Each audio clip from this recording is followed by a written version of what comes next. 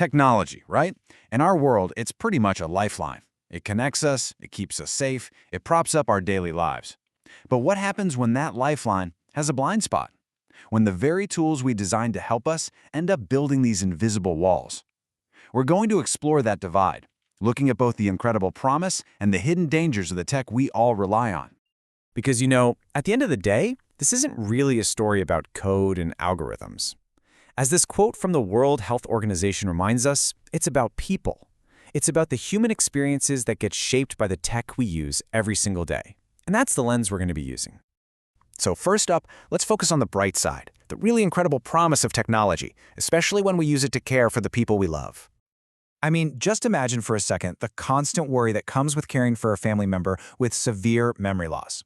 The Family Caregiver Alliance points out how something as simple as a small GPS device can become this essential safety net. It gives caregivers that peace of mind, right? The ability to find a loved one if they wander off. And that is a perfect example of tech at its absolute best. A direct, powerful solution to a very, very human problem. But for every problem technology solves, it can also create new ones. And the flip side of this story is what happens when tech is designed with blind spots, creating these invisible barriers that end up excluding people. The core idea here is something called cognitive accessibility. It sounds a little technical, but it's a simple and really profound concept, just making the digital world usable for everyone, no matter how their brain works. And this is not a niche issue at all. We're talking about everything from learning disabilities to the simple effects of aging. It's such a critical question. When we design these super complex systems without even thinking about accessibility, we don't just create frustration. We can actually cause real harm. So, how do we fix this? Well, it starts with having clear rules. Take this guideline from the Web Content Accessibility Guidelines, or WCAG for short. It focuses on a really simple concept, time. For someone with a cognitive disability, a website that logs you out after 10 minutes can be an impossible hurdle. So the WCAG solution is direct. Give people up to 20 hours for a standard session unless there's a serious security risk, like with banking info. It's a tiny change for a developer, but it makes a world of difference for the user. But look, a frustrating website is one thing. What happens when these same design flaws get baked right into critical systems, like our healthcare? The consequences, they become far more severe. So get this, a 2019 study published in the journal Science uncovered a really shocking example.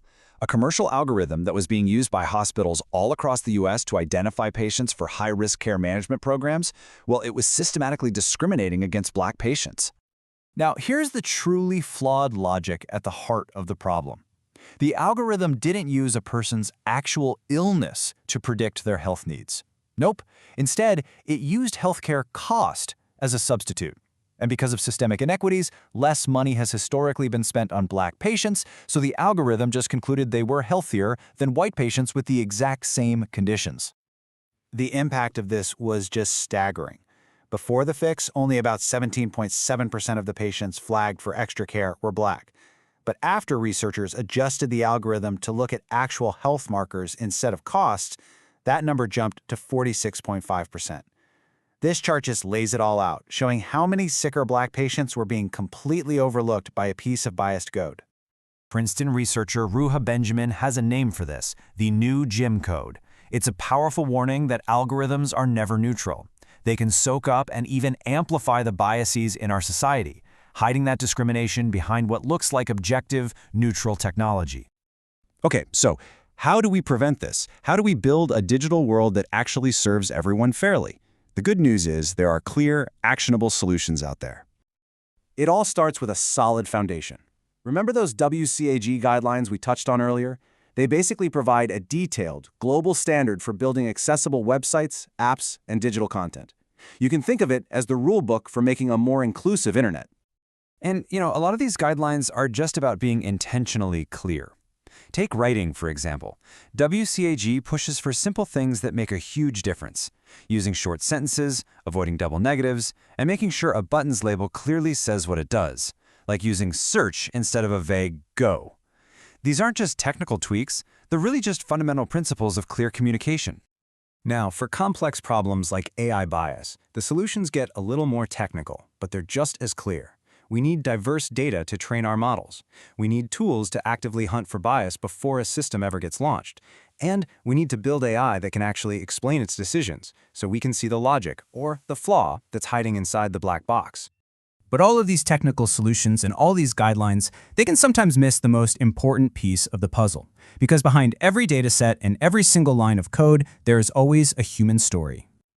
Just think about Mildred's story, which was shared by the World Health Organization. For 10 years, she battled multi-drug-resistant tuberculosis. That one sentence tells us more about the human toll of a health crisis than any statistic ever could.